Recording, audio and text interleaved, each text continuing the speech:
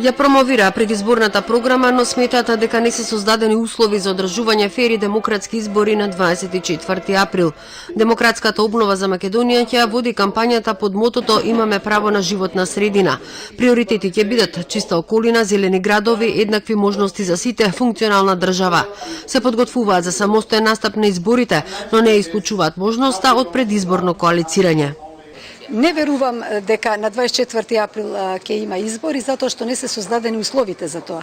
Изборниот список, како што гледаме, не е прочистен, ниту пак има некаков договор за фер медиумско представување. Очекувам дека ќе има пролонгирање на рокот. Доколку има можност, нормални услови, фер услови, ние би настапиле самостојно. Исклучок би направиле само во случај да се процени дека заради демократските процеси во државата е потребно формирање на некакви групации.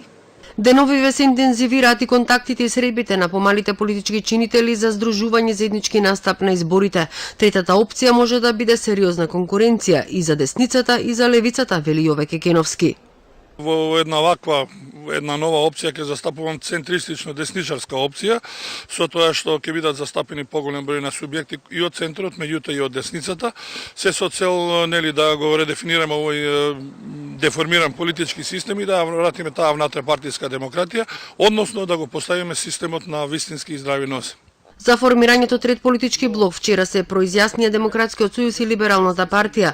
Либералите понудија платформа за Македонија, повикувајќи ги сите политички партии и невладини организации да се приклучат и да дадат свој придонес за еднината на земјата и незините интеграции.